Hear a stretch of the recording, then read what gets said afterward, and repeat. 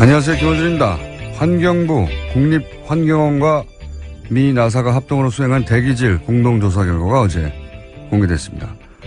한국에서 발생한 초미세먼지의 52%는 국내에서 생성된 것이고 그동안 미세먼지의 절대 원흉처럼 지목됐던 중국발 미세먼지는 34% 정도, 나머지는 북한과 그 외 지역발로 분석됐습니다.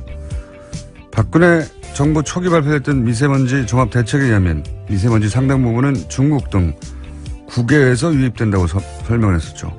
실제로는 절반 이상이 국내에서 발생하고 국내 요인은 우리 스스로 개선할 수 있다는데 방점이 있었어야 했지만 남 탓으로, 중국 탓으로 시선을 돌렸습니다. 이후 미세먼지가 점점 심해지자 직화 조리시 미세먼지가 발생한다며 고등어, 삼겹살 식당 규제 방안을 대책으로 거론했었고 오히려 석탄 화력발전소는 20기를 더 짓겠다고 했었습니다.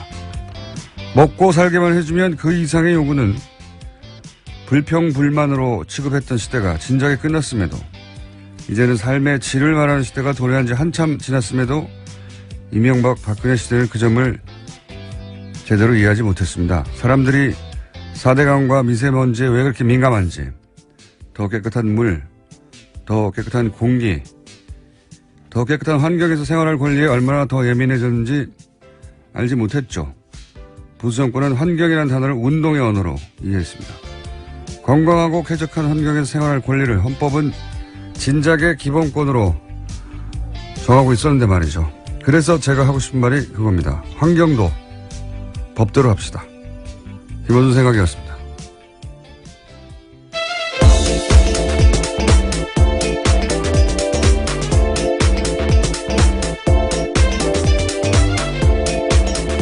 시사인의 김은지입니다. 자, 오늘도 가장 많은 뉴스는 뭡니까? 네, 계속해서 나오고 있는 청와대발 문건 조사 뉴스입니다. 문건, 예. 문건 관련해서 첫 번째 뉴스는 뭐죠?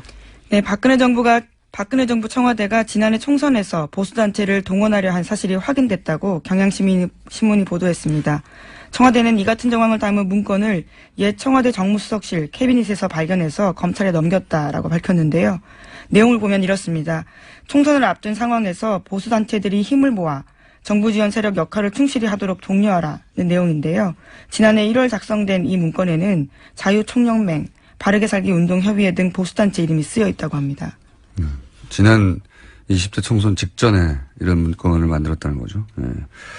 그리고 그 당시 이병기 국정원장이 나중에 밝혀진 이야기지만 보수단체 대표들, 보수단체가 여러 군데 있으니까 창구를 단일화해 달라고 만나가지고 창구를 단일화할 이유가 뭐가 있겠어요. 예. 돈 주는 창구를 단일화해 달라는 거겠죠. 그리고 돈을 주는 대신에 어떻게 하라고 하는 오도를 내리는 창구를 단일화해 달라.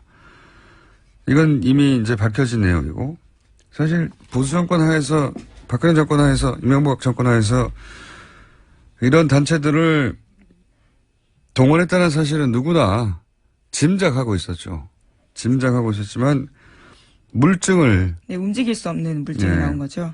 물증을 찾을 수 없었기 때문에 짐작만 했고 함부로 말하기 어려웠죠. 그리고 이제 올해 초 같은 경우에는 국정농단 관련해서 많은 뉴스가 터져나오면서 삼성 4대 그룹도 전경련을 통해서 이런 단체들을 지원했다. 예, 속칭 관제데모 지원했다라는 사실 특검 네. 수사 결과 드러난 바 있습니다. 그러니까 재벌들하고 청와대하고 국정원하고 이런 이름도 알기 힘든 단체들, 외우기 힘든 비슷비슷해서 한 통속이었다는 거죠. 예, 한 패로 같이 움직였다는 이야기고 이번은 그런 게 이제 청와대 내에서의 문건으로도 확인됐다. 예. 하지만 통장은 나온 적이 없어요. 이 돈이 어떤 식으로 흘러갔는지. 예.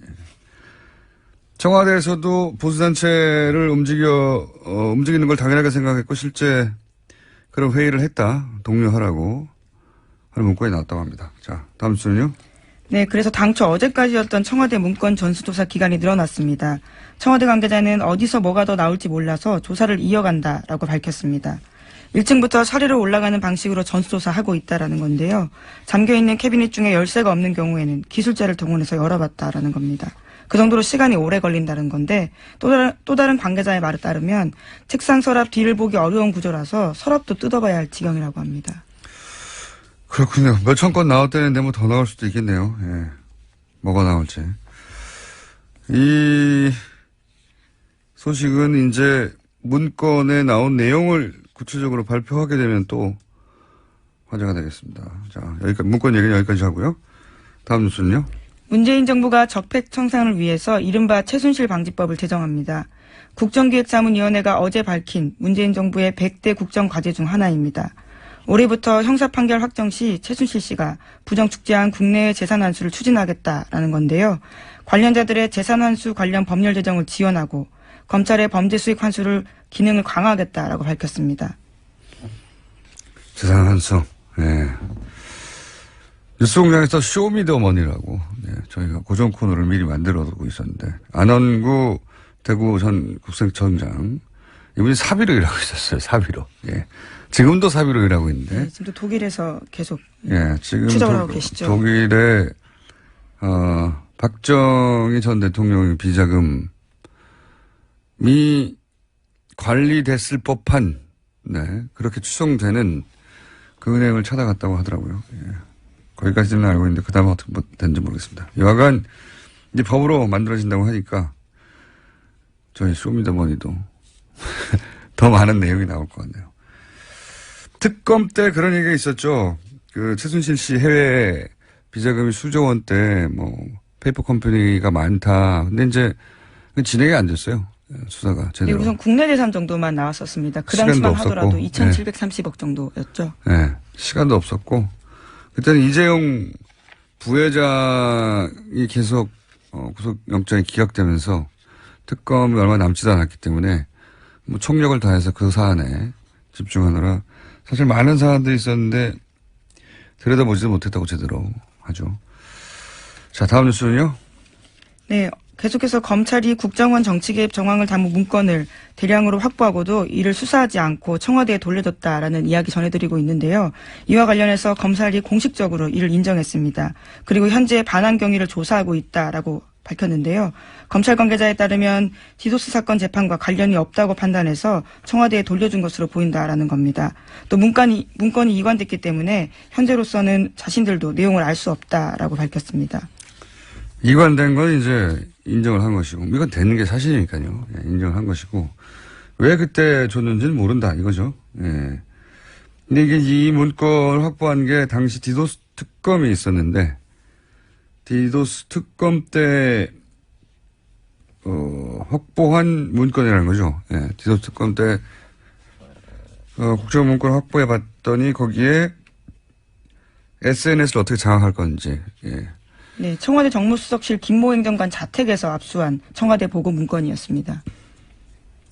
이 디도스 특검은 이 문제를 최초로 제기한 사람이, 세계 최초로 제기한 사람이 접니다. 네. 특검을 이끌어냈던, 문제 제기를 했던 당사자로서 보기에 당시 특검은 말도 안 되는 결론으로 끝났죠. 예. 당시 선관위의 홈페이지가 공격을 당했는데 그걸 이제 실무자 몇 명이 술 먹다가 했다고 결론이 났죠. 국회 비서관, 비서 이런 사람들이 했다라고 결론 내렸죠. 그 위는 아무도 없었고. 예. 더 밝혀내는 건 신의 영역이다라는 굉장히 유명한 말을 했었습니다. 꼬리 자리기 정도가 아니라 이 꼬리도 아닙니다. 털 몇 가닥. 예. 이 사건도 저는 재수사 대상이라고 봅니다. 사실 헌법기관을 공격한 거니까요. 여당이. 당시 여당이 당시 선관위 홈페이지를 공격한 거니까요. 자, 이건 언제 또 다룰 시간이 있을 것 같고, 어쨌든 그때 압수했던 문건들이 있는데 그 문건들은 당시 검찰총장이 관심사로 수사를 하고 있던 국정원 댓글 사건에 대단히 중요한 증거가 될 수 있었는데 그거를 검찰 내에서 검찰총장이 수사하고 있는 사건, 직접 지휘하는 수사하는 사건, 증거가 될 수 있는 걸 검찰총장도 모르게 청와대에 반납했다. 이거잖아요. 예. 여기 대해서 이제 당시 법무부 장관이 황교안 법무부 장관이나 계속 황교안 전 총리 이름을 거론하니까 본인이 이제 페이스북을 통해서 다 거짓말이라고 자기는 관련 없다고. 네, 그렇게 해명했습니다. 네. 이 말대로 하자면은, 검찰총장도 법무부 장관도 모르게, 검사들 몇 명이 그냥 청와대에 줬다는 거잖아요. 말이 안 되는 이야기인데. 근데 그렇게 주장하고 있습니다, 지금. 청와대가 몇몇 검사하고 직거래했다 이거잖아요. 네, 황교안 전 총리 같은 경우에는 터무니없는 주장이다라고 계속해서 주장하고 있습니다. 뭐가 터무니없다는 거예요? 자신이 댓글 관련 자료를 상납했다느니 그 책임자라니 하는 것은 터무니없다라는 본인은 거죠. 그러면 그 문서의 존재 자체를 모른다. 여기까지는 아니고 본인이 그걸 주도한 것은 아니다. 뭐 이 정도는 읽을 수 있을 것 같네요. 그죠? 하지만 당시 법무부 장관이었기 때문에요. 네. 책임자가 아니다라는 이야기가 좀. 검찰총장도 모르고 검찰총장이 알았다면 최동욱 총장은 그 문건을 수사에 활용했겠죠. 모르고 법무부 장관도 모른다고 하니까 이 말대로 하면 어쨌든 검사 몇 명이 청와대에 그냥 줬다는 거예요. 말이 안 되는 해명인 것 같은데 여하간 이게 그냥 이렇게 묻히지 않고 밝혀지겠죠. 예. 다음 뉴스는요. 네, 박근혜 전 대통령이 결국 어제도 이재용 삼성전자 부회장 재판에 증인으로 나오지 않았습니다. 지난 5일에 이어서 두 번째 증인 출석 거부였습니다. 특검은 어제 오전에 구인장 가지고 서울구치소 찾았지만요. 결국 집행하지 못했습니다. 박근혜 전 대통령이 나오기를 거부했기 때문입니다. 전 이게 논리적 모순이에요. 구치소에 있다는 게 이미 강제 구인이 된 상태거든요. 그렇죠. 인신이 구속되어 있으니까요. 예. 그러니까 구치소에 있는데 또다시 강제 구인장을 발부한다는 자체가 이게 모순인 거예요. 구치소에 있는데 그렇게 하려고 구치소에 넣는 거잖아요. 근데 구치소에 있는데 또 다시 강제 구인장을 발부했는데도 이중이죠, 이중. 안 나온다는 거죠. 보통은 이제 팔짱 끼고 들고 나오죠, 만약에 안 나온다고 하면. 네. 근데 전직 대통령이니까 그렇게는 못할 것이다. 라는 점을 이용한 거죠. 본인이 표면상으로 내세운 이유는 건강상입니다. 네 번째 발가락이요. 예. 그렇게 구체적으로 쓰진 않았고요. 건강상 이유가 지난번에 그래서 법원에서 밝히라고 했더니 발가락 네 번째 발가락이라는 거 아닙니까? 예. 그거를 문지방에 찍어가지고 아파서 진단서는 못 냈죠. 예. 네, 자체적으로 구치소에서도 봤는데 특별한 이상이 없다라고 나왔습니다. 그러니까요. 그게 아프실 예정이라고 했던 이유가 이렇게 재판에 자신이 불리한 재판 같은 경우는 거부하거나 안 나가는 방식으로 설마 전직 대통령이 끌고 나가는가 하는 점을 100% 하려고 전략인 거죠. 예. 구치소에 강제 구인장을 발부했다는 사례는 앞으로도 안 나올 거라고 봅니다. 어쨌든 안 나오고 있다는 거. 네, 보통 사람들이 따라했다가는 큰일 날 일입니다. 예. 발가락 4개가 아니라 발가락 10개가 다 뼈었다고 그래도 나오게 될 겁니다. 보통 사람은. 자, 다음 뉴스는 뭡니까? 네, 계속해서 재판 소식 전해드리겠습니다. 어제 이재용 삼성전자 부회장 재판 있었는데요. 여기서 최순실 씨 어머니인 임선희 씨가 박근혜 전 대통령을 대신해서 옛 삼성동 사저 매매 계약을 체결한 자세한 정황이 나왔습니다. 박영수 특별검사팀은 1988년부터 2000년까지 공인중개사 사무실 운영한 전 아무개 씨 진술조서 공개했습니다. 여기서 전 씨는 임 씨가 박근혜 전 대통령 이름으로 삼성동 집을 계약하고 매매 대금도 대신 냈다라고 밝혔습니다. 또 임 씨가 계약 당시 자신의 가방에서 박근혜 전 대통령 주민등록증을 꺼내서 자신에게 건넸다라고 밝히기도 했고요. 또 애초에 임선희 씨가 여기는 근혜양이 살 집이라고 밝히면서도 계약을 할 때는 박근혜가 아닌 박근옥이라는 이름으로 계약해달라고 보챘다고 합니다. 그 예전에 이제 경제공동체 얘기하면서, 예. 임순희 씨, 최태민 씨의 부인, 최순실 씨의 모친, 예. 이분이, 자기가 수표 끊어와서 대신 계약하고 뭐 했다는 얘기가 있었는데 구체적인 진술이 나온 거네요. 예. 박근옥 이름으로 대신하게 계약하게 해달라고 했다. 네, 당연히 법적 문제가 생길 수 있기 때문에 거절했다라고 합니다. 당연히 거절했겠죠. 한도 아닌 집을 다른 사람 이름으로 계약해달라고 요구했다는 거잖아요. 예. 구체적인 정황이 또 한 번 나온 겁니다. 경제공동체 아니냐. 박근혜 전 대통령과 최씨 일가가. 예. 그런 얘기 추가로 나왔습니다. 다음 뉴스는요. 네, 국정원 임과장 소식도 계속해서 전해드리고 있습니다. 이번에는 부인 인터뷰가 JTBC에서 나왔습니다. 부인은 임 과장의 사망 전날 행적에 의문을 제기했는데요. 임 과장이 숨지기 전날 저녁 7시 반쯤 국정원에 간다면서 집을 나갔다라는 겁니다. 그런데 정작 국정원 쪽에서는 출입 기록이 없다라고 하는데요. 임 과장 부인 같은 경우에는 회사에서는 안 들어왔다고 하고 3-4시간이 빈다 이렇게 의혹을 제기하고 있습니다. 이 사건이 좀 주시한 사건이라고 제가 보는데 시간이 몇 분 남았네요. 이걸 좀 집중적으로 다뤄보자면 저도 인터뷰를 봤는데 임 과장의 부인이 이제 이례적으로 인터뷰에 응했어요, 그동안. 아버지는 자살이 아니다, 절대 하고 인터뷰를 한번 했고, 추가 인터뷰를 하려고 했던 CBS 측에 인터뷰를 못 하겠다고 추가로는. 그래서 추가 인터뷰가 안 나오고 있는 상태인데, 그런 후 이제 JTBC가 임 과장 부인을 인터뷰 단독으로, 특종이죠, 예.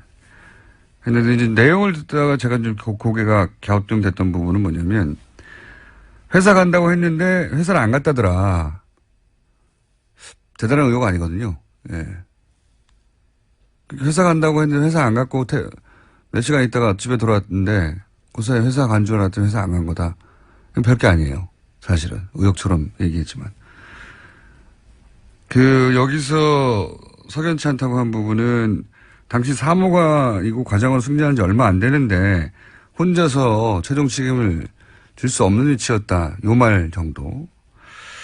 근데 나머지 내용은 사실은 전반적인 그 인터뷰의 뉘앙스는 핵심은 남편이 자살을 한 거다라고 인터뷰한 거거든요. 예. 아버지의 인터뷰하고 정확하게 배치되는 내용이에요. 뭐 자살을 암시하는 말을 했다. 유서를 집에서 쓴 것 같다거나 자살을 한 이유는 국회 자료를 제출하는 게, 그걸 굉장히 힘들어 했는데, 그게 자살의 이유인 것처럼, 그리고 해킹팀 프로그램은 대북 관련 업무에만 사용했다는 이야기도 나왔고, 큰 틀에서는 사실은 국정원이 주장했던 내용을, 재확인하는 정도 인터뷰거든요. 좀 의아했는데, 부친의 인터뷰는 결이 달라요. 그러니까, 부친의 아들 얼굴이 그렇게 상처가 많은데 자살일 리가 없지 않느냐는 거고 부인은 한두 가지 이해가지 않거나 의아스러운 점은 있으나 자살은 맞다는 게 요지예요. 인터뷰에. 지금 의혹의 핵심은 자살을 한 게 아니라 당한 게 아니냐는 게 의혹의 핵심이거든요. 그러니까 의혹의 핵심에 반하는 내용인 거죠.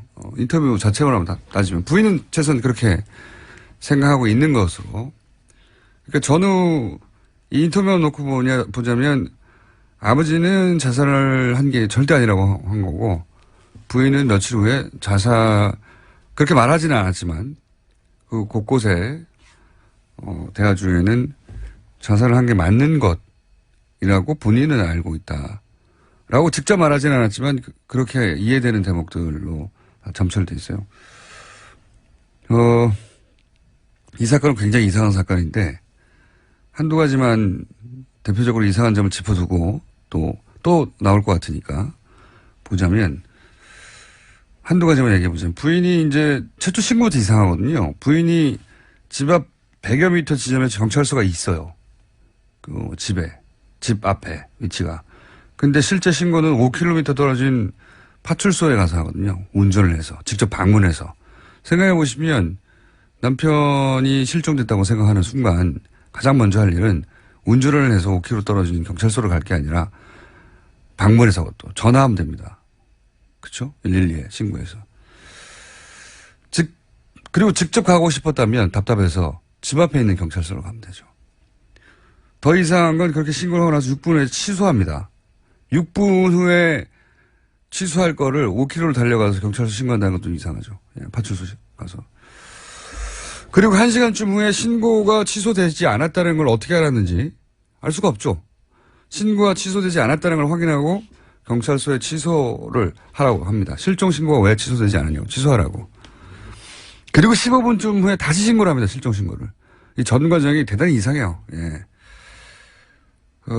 그리고 나중에 밝혀진 바로 사건 당시에는 밝혀지지 않았지만 얼마 지나고 나서 밝혀진 바는 국정원에서 부인에게 전화해서 119에 신고하라고 했다고 보도가 된 게 있었었죠.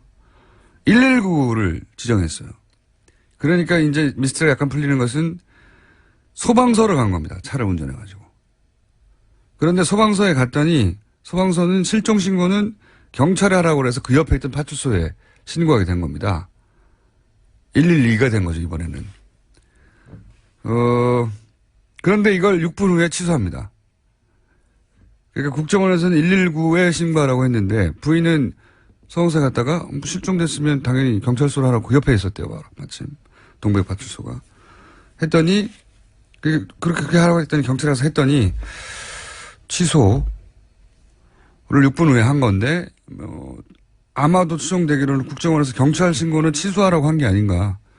안 그러면 굳이 거기까지 달려가서 신고한 것을 왜 취소했겠는가 하는 의문이 들고요. 그런 심정을 더 굳히게 하는 것은 1시간 후에 왜 취소하지 않았냐고 다시 경찰에 전화를 하거든요. 부인이 그걸 알 도리가 없죠. 예.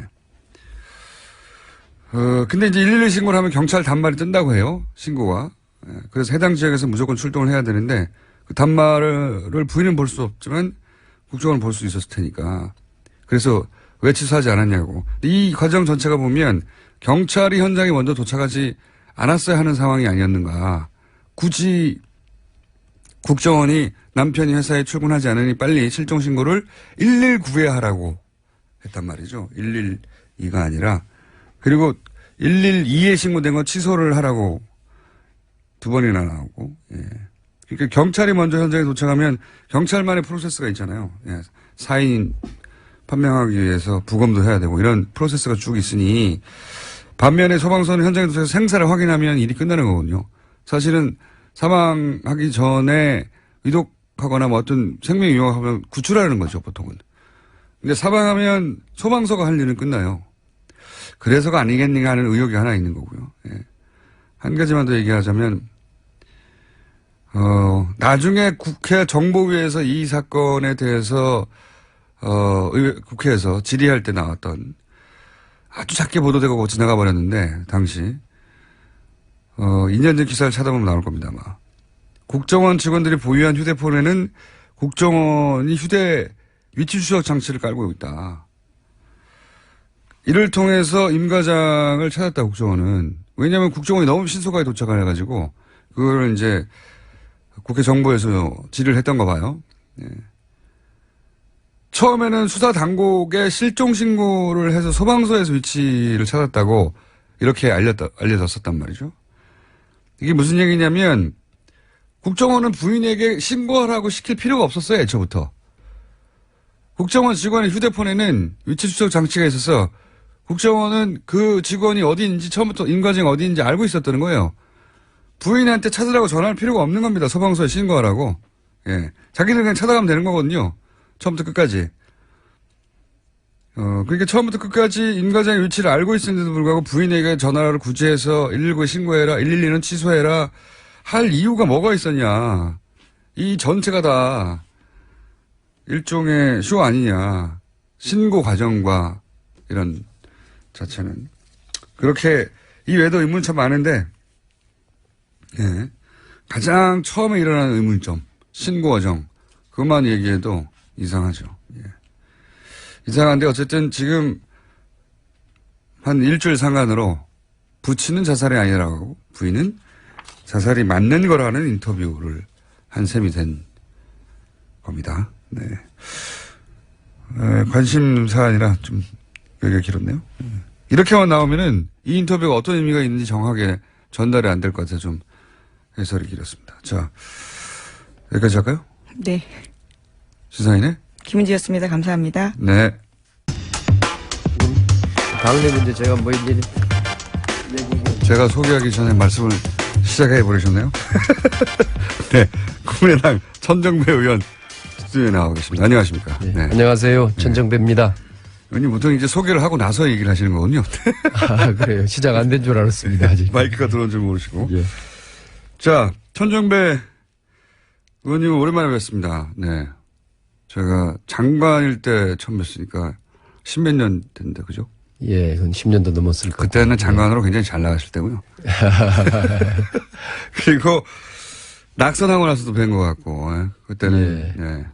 아주, 뭐랄까, 찾는 사람이 없는 상태였고. 그래요.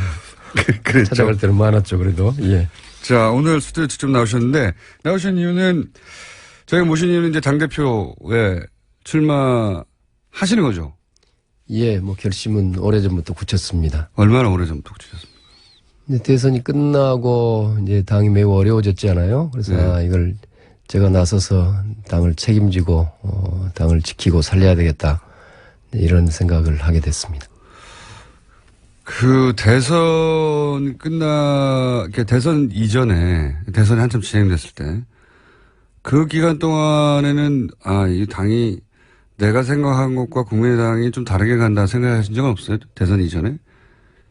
국민의당이 탄생하고 나서 대선까지 한 1년 반 정도, 1년 반인가요? 예, 그 정도. 예. 처음에 국민의당에 합류하셨을 때 국민의당인 이런 모습이어야 한다고 실제 그 이후 전개된 1년여간의 과정에서 국민의당이 본인이 생각했던 대로 굴러갔습니까? 예, 여러 가지 면에서 말하면 미흡한 거죠. 국민의당이 당초 우선 국민의당이 왜 만들어졌냐 하면은 이것은 기존의 정치에 대한 비판으로 이제 새로운 좀 다당제 합의제 민주주의로 협치로 가는 게 좋겠다 하는 국민적 여망이 모여진 당이란 말이에요. 그 점에 관해서는 지금도 명확한 그 국민의당의 존재 의의가 있고 또 그것을 지키고 살려가야 한다고 생각합니다. 근데 이제 그런 국민의당에 대한 국민적 여망 또 국민의당이 가지고 있는 시대적 뭐 인물할까요? 이거에 대해서 아직 좀 그것이 제대로 확고하게 당 내부에서 구체적으로 정립되지 못하고 또 그것을 그래서 좀 일관되고 강력하고 치열한 실천으로 이어지지 못하고 이런 여러 점에 있어서 좀 미흡하고 부진했다. 저는 그렇게 생각합니다. 당초 우리가 가려는 지향점 이런 것들은 사실은 명확히 있는데 그것을 구체화하고 치열하게 실천하는데 좀 성공하지 못했다고 보는 겁니다. 조금 더 구체적으로 말씀드려서 새로 당이 만들어질 때는 이유가 있지 않습니까? 바른정당은 박근혜 최소한 박근혜식 정치는 안 되겠다. 뭐 바른정당과 자유한국당의 차이가 뭐냐 하시는 분도 많이 있지만 예. 바른정당은 구체적으로 있어요. 박근혜식 정치는 탄핵하겠고 그래서 같이 할 수 없고 지금도 여전히 박근혜 식 정치를 청산하지 않으면 돌아갈 수 없다. 뭐 이런 어쨌든 이유가 분명히 눈에 보이는데 예. 국민의당은 지금 이제 1년 남짓 지나고 나서 보면 다당제 뭐 얘기는 알겠습니다. 다당제가 시대 정신이라고. 근데 국민의당이 왜 생겼나? 특별히 뭘 하려고 생겼나? 뭘 다르게 했나? 이런 질문을 받으면 예. 그러니까 그걸 아까 다당제 말씀하셨는데 그걸 조금 더 박근혜식으로 뭐 박근혜에 대해서 반대하게 나왔다든가 이렇게 표현을 하는 것이 더 명료하지 않아요? 그렇게 표현해 본다면 지금까지의 승자 독식의 또 극한 대결의 양당 기득권 제도 그런 정치에 대해서 이게 굉장히 한계를 느낀 국민들이 많고 그에 대해서 이제는 상생과 협치의 시대로 가야 되겠다. 그리고 그건 필연적으로 다당제 합의제 민주주의로 가는 것이 옳다. 이런 국민적 여망이 모여져 있는 거거든요. 그런 점에서 국민의당에 이 생긴 이유는 명백한 거죠. 그런 점에서는 다당제 때문에요. 아니 기존의 양당제라는 게 아주 극한 대결이고 승자 독식 체제란 말이에요. 지금 다당제 했더니 더 극한 대결이 있는데 지금. 그런가요? 예. 다당제 만들어냈더니 합의는 더 어렵고. 보시면 그게 지금 그러니까 바로 그런 협치를 제대로 해가라는 것이죠. 그것이 우리의 임무죠. 예. 그래. 극한 대결을 극복하기 위해서 다당제가 됐는데 다당제가 됐더니 오히려 합의는 더 어렵고 더 극한 대결이 있는 거 아닙니까? 지금 현재 속파는? 아니 그것은요. 네. 물론 어느 특정한 예전에 같으면 뭐 한 정당이 여당이 압도적인 다수를 가졌다든가 심지어는 뭐 개헌선을 넘었다든가 그럼 아주 쉬운 거죠. 합의가 쉬운 건 사실이지만 그러나 이제는 국민의 민의를 정확하게 반영하면은 다당대가 될 수밖에 없는 거란 말이에요. 아니, 잘 생각해 보시면은요. 제가 선거제도하고 늘 관련이 있는데 그 민주화된 이후로 어떤 정당도 국민의 과반수의 득표를 해본 적은 없습니다.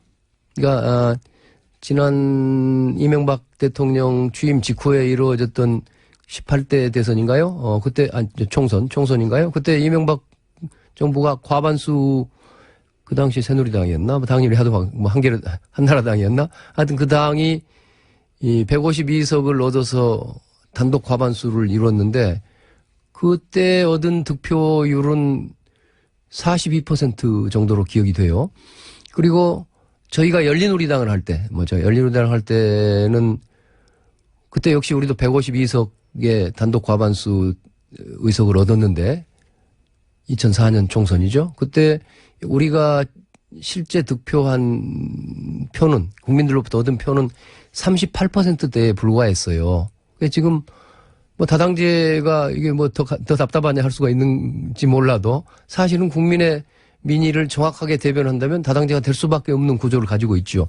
그거에 맞춰서 정치를 짜고 어렵더라도 그런 다양한 세력 사이에 협치, 이른바 요새 협치란 말인데 서로 타협할 때는 타협하고 소통과 협치를 통해서 가야 되는 것이죠. 그것이 경우에 따라서는 좀 옛날에 비하면은 뭐 일방적으로 밀고 나간 거에 비하면 늦을 수도 있겠지만 그것이 진정으로 그 개혁을 전진시키는 길인 거죠. 뭐 그 전전에 그러면 국민의당이 그 국민 다수 혹은 국민의당을 지지하는 민의를 대변하고 있어야 되는데 지금은 그다지 그런 것 같지 않거든요. 국민의당이 지금 지지율이 이제 낙폭이 큰 것은 그만큼 내 뜻을 이 당이 대변하지 못하고 있다고 생각해서 지지율이 떨어진 거 아니겠습니까? 뭐 지금이야 뭐 국민의당 지지가 워낙 낮으니까 뭐라고 설명해도 제가 무슨 크게 변명밖에 안 되겠습니다만 그러나 국민의당을 어쨌든 국민의당을 만들어준 시대적 요구, 국민들의 요청은 확실히 있는 거다 이겁니다. 그거를 우리가 그걸 앞으로 발전시켜 나가고 그동안 우리가 잘못되고 부진한 거에 대해서 그걸 뭐 성찰과 반성을 통해서 그걸 제대로 살려가야 할 일이지 저희로서는요.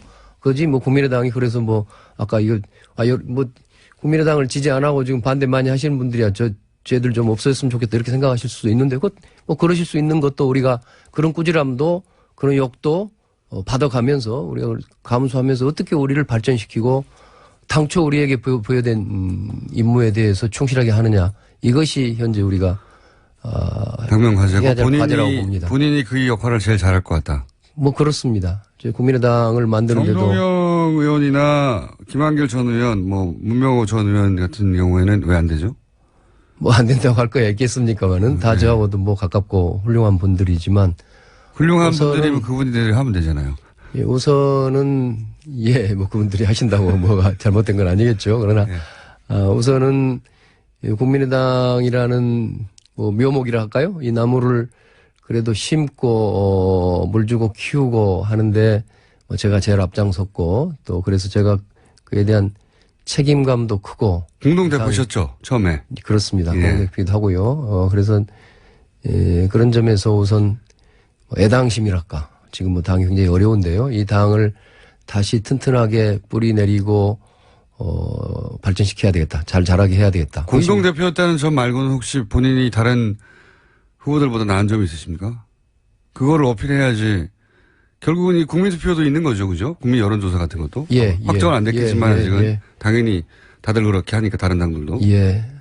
제가 그동안 정치를 해오면서 그래도 어떤 뭐 개혁성이랄까요? 일관된 개혁성을 보여왔고 또 늘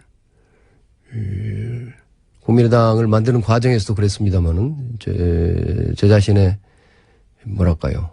뭐 비교적 사심을 버리고 늘 어려운 길을 앞장서서 개척해 왔다고 자부합니다. 뭐 이런 생각, 이런 태도와 이런 제 애당심이 이번에 국민의당을 살리는데 가장 큰 요소가 될 것이라고 자부합니다. 다른 분들과의 차별점. 내가 이 후보들보다는 이 점에서 확실히 앞서기 때문에 나를 꼭 국민의당 대표로 뽑아줘야 된다. 이거 어필이 좀 있어야 되지 않을까요? 그러니까요. 제가 자기 자랑을 좀 해야 될지 모르겠는데. 의원님을 제가 여러 번 인터뷰했지만 항상 재미는 없었거든요. 이거 재미는 좀 없죠.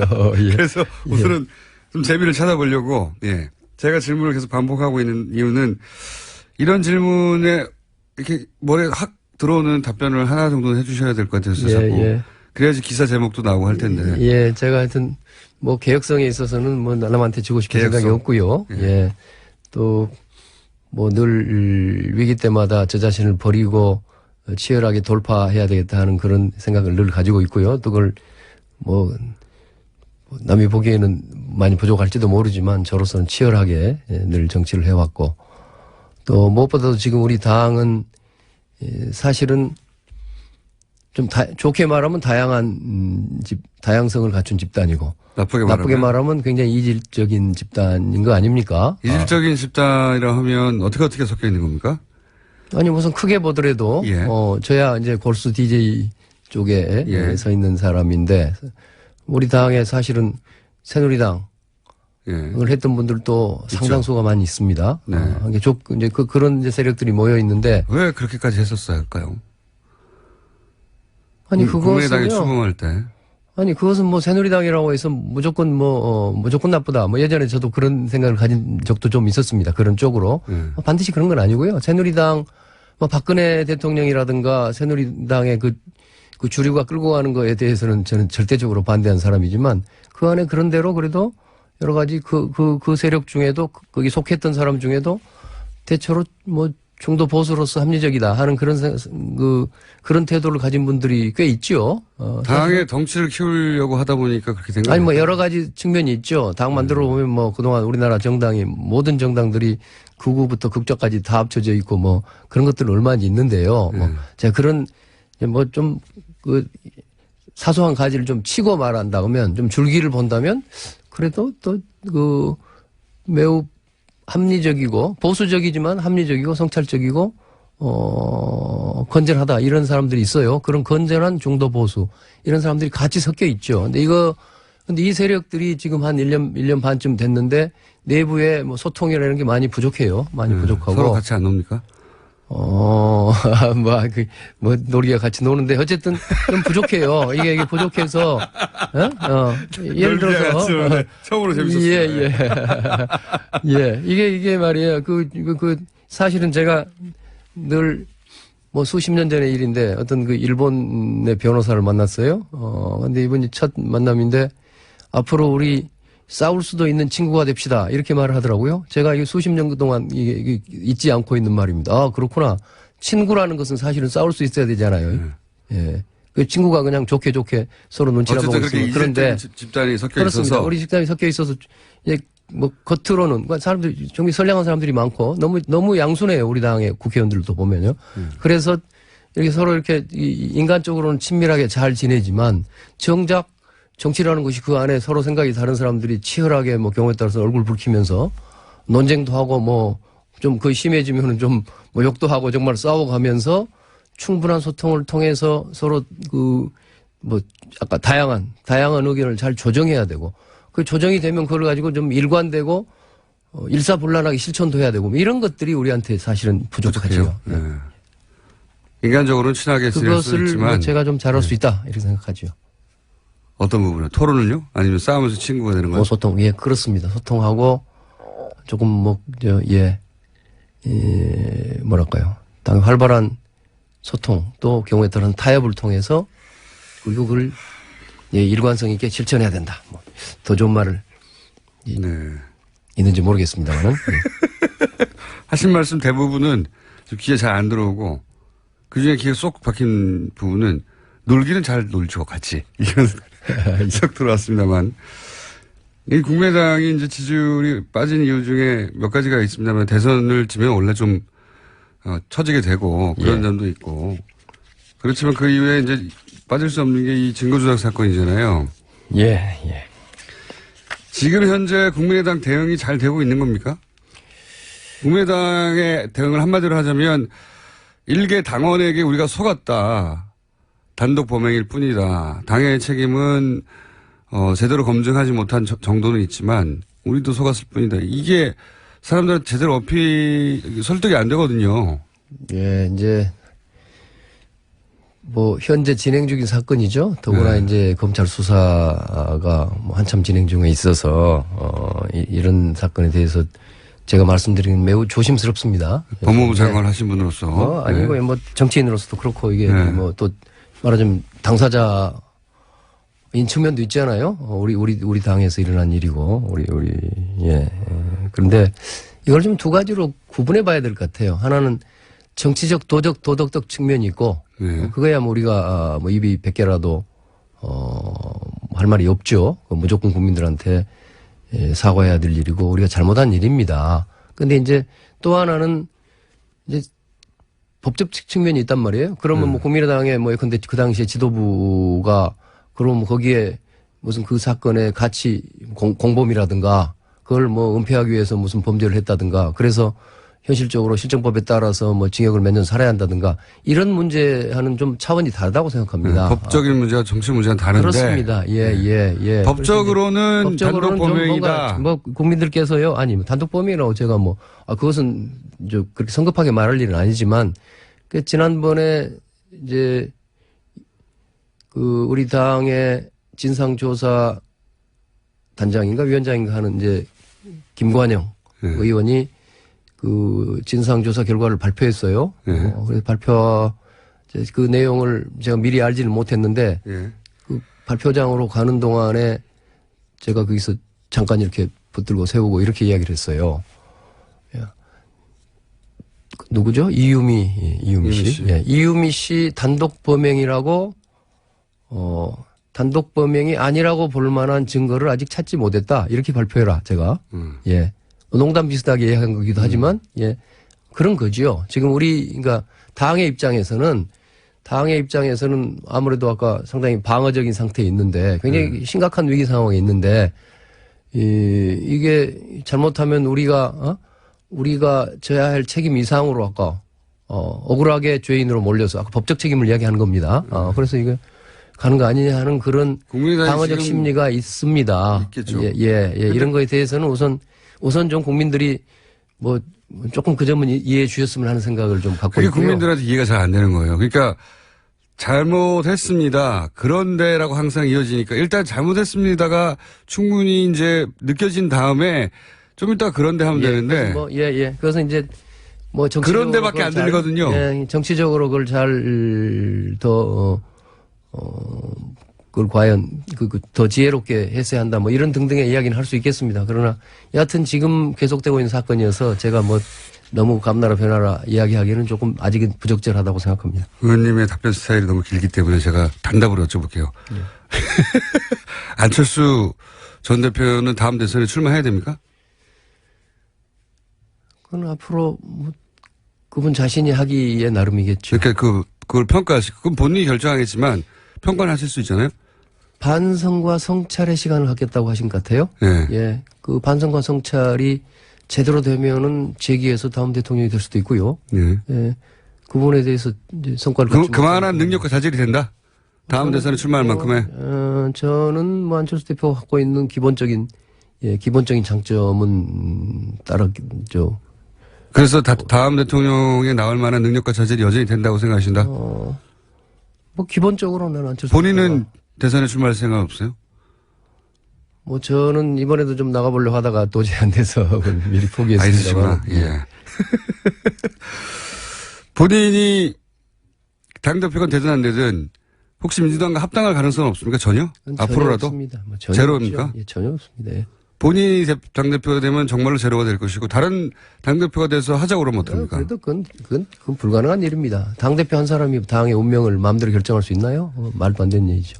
모두가 다 그렇게 생각하십니까? 아니면 의원님만 그렇게 생각하십니까? 저는 많은 사람들이 그런 프레임을 가지고 보는 것 같아요. 네. 뭐 국민의당 내에는 이제 워낙 국민의당이 몰려가지고 뭐 이른바 자강하자 잘 뭉쳐서 스스로 일어나 보자 하는 사람도 있지만 일부는 뭐 민주당하고 다시 돌아가자든가 합당하자든가 생각을 가진 사람도 있고 또 일부는 무슨 다른 뭐 바른정당하고 합당하든지 가자는 사람이 있다. 이런 식으로 분류해서 보고 하는데요. 사실이 아닙니까? 저는 뭐 당원들 중에 적어도 국회의원들이라든가 제가 만나는 핵심적인 당원들 중에 그런 생각을 가진 사람은 전혀 없습니다. 의원님한테는 속내를 안 내놓는 거 아닙니까? 혹시? 아니죠. 소통이 안 되시는 거 아니에요, 혹시? 불가능한, 예. 이거 불가능한 일이에요. 불가능한 일이고 돌아갈 곳도 없습니다. 돌아갈 곳도 없고 받아주지도 않을 것 같은데요. 솔직히 말하면. 그거는 지방선거 끝나고 나면 좀 많이 달라지지 않을까요? 지방선거 때 만약에 지금 미래를 그렇게 예단할 수 없고요. 그 지방선거도 그래도 아직 거의 1년이 남아 있잖아요. 이제는 11개월인가? 하여튼 1년 가까이 남아 있는데 저는 앞으로 국민의당의 미래에 대해서 그렇게 비관하지 않습니다. 비관을 원래 안 하시잖아요. 그런가요? 이게 제가 이때까지 인터뷰하면서 상당히 느낀 거는 10년 넘었지만 비관은 하신 적은 없어요. 어렵지만 내가 해내서 돌파할 수 있다고 항상. 아, 그렇던가요? 예. 예. 이번에 당대표가 돼야 될 가장 좋은 이유가 되겠네요. 그런데 돌파가 안 된 적이 많습니다. 뭐래요. 그래도 여러 번, 국민의당도 작년에 상당히 성공시켰고. 당대표를 공동대표를 하셨지만 사실은 같이 들어가신 분들은 다 의원도 못 되고 공천에서 사실상 안철수 대표한테 밀린 거 아닙니까, 당시에? 당대표 공동이었지만 말만 공동대표지? 그건 솔직히 인정해야 되겠네요. 예. 뜻대로 다 아니신 거 아니에요? 예. 제가 30초밖에 안 남았는데. 제 역량이 상당히 한계가 그 정도였죠. 30초밖에 안 남았는데 꼭 당대표가 된 이유를 한마디로 요약해 주십시오. 예. 당을 가장 개혁적이고 국민의 신뢰를 얻는 당으로 만들어낼 의지와 역량을 갖추고 있습니다. 아직 한 달이 넘게 남았기 때문에 예. 저희가 한 번 더 모실 텐데요. 예. 압박 면접으로. 오늘은 예의 바르게 했거든요. 그러셨어요? 예. 다시 한번 모시겠습니다. 예. 지금까지 천정배 의원이었습니다.